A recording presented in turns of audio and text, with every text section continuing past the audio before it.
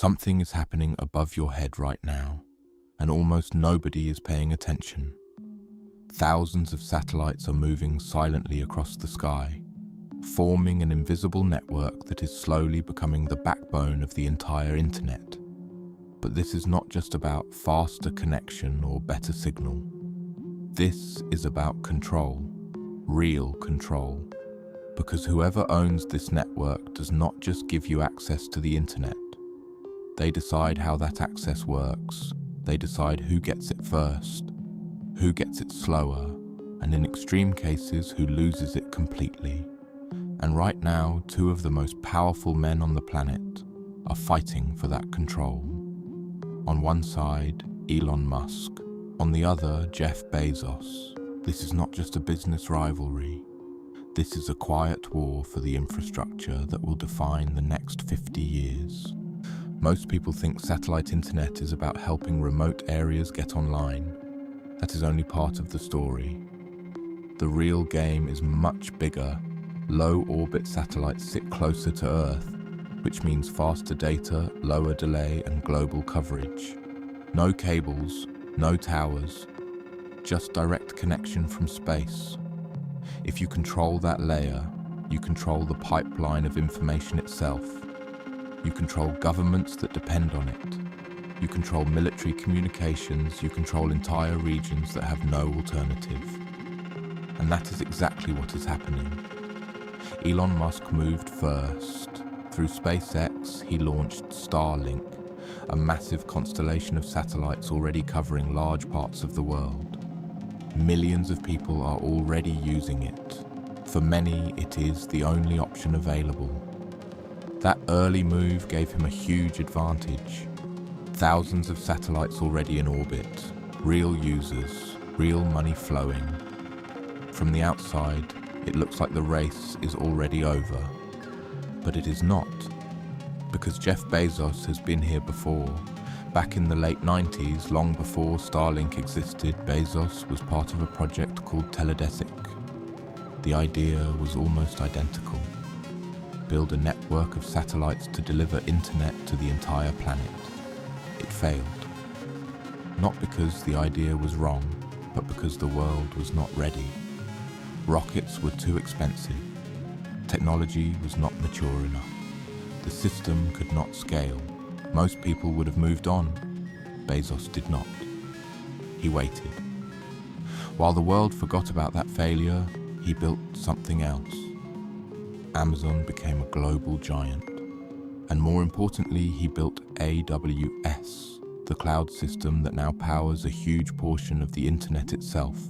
But at the same time, he invested in rockets, quietly solving the one problem that killed his first attempt. Now, he is back. Project Kuiper is not just another satellite system.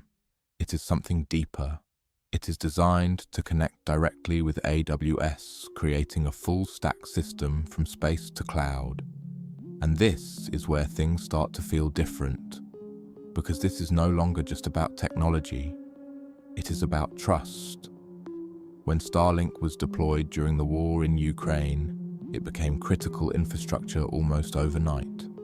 Communication depended on it. Military coordination depended on it. Then something unexpected happened.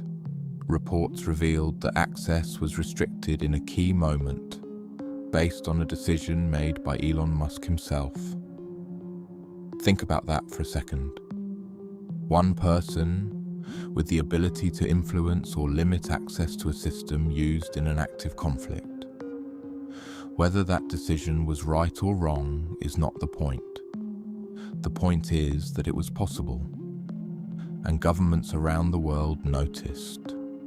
If one company controls your connection to the internet, and that company is controlled by one individual, then your entire digital infrastructure depends on that person. That is a risk, a very real one. And this is exactly where Jeff Bezos is positioning himself differently. Project Kuiper is being presented not just as a faster or better system, but as a more stable and predictable one.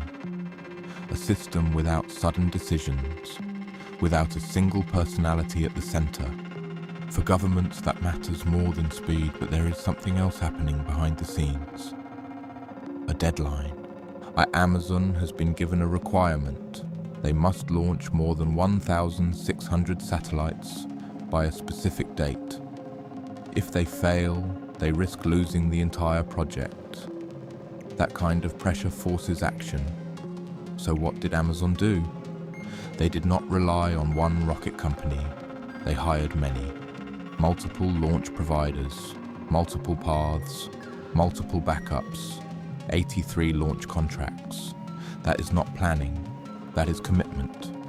At the same time, Starlink continues to expand, filling space, signing deals, locking in positions before competition fully arrives. Both sides are moving fast. But they are not playing the same game. Starlink focuses on direct users, people like you, monthly subscriptions, hardware on your roof. Amazon is aiming higher. They are targeting telecom companies, governments, and large organizations. Instead of selling internet directly, they want to power the companies that already sell it. Invisible infrastructure. If that works, you might be using their network without even knowing it. And that changes everything. Because once a country builds its systems on top of a network like this, switching becomes extremely difficult. These are not short-term choices. They are decisions that last decades. So the real battle is not about who has more satellites today. It is about who becomes the default tomorrow. Because once that position is locked in, it is almost impossible to replace. Now think about this. If one company becomes the backbone of global communication, they do not just move data, they shape it. They influence access. They define how the digital world operates. And most people will never even realize it. So when you look up at the sky, you are not just looking at stars. You are looking at a system being built in real time. A system that could decide how information flows, who controls it, and who depends on it. The question is not whether this war is happening. It already is. The question is who you trust to control it. Because the moment that control is fully established, it will not be taken away. It will be reinforced. And by then, it may already be too late to change anything. They are building the future above your head. Are you ready for what happens when someone decides to turn it off?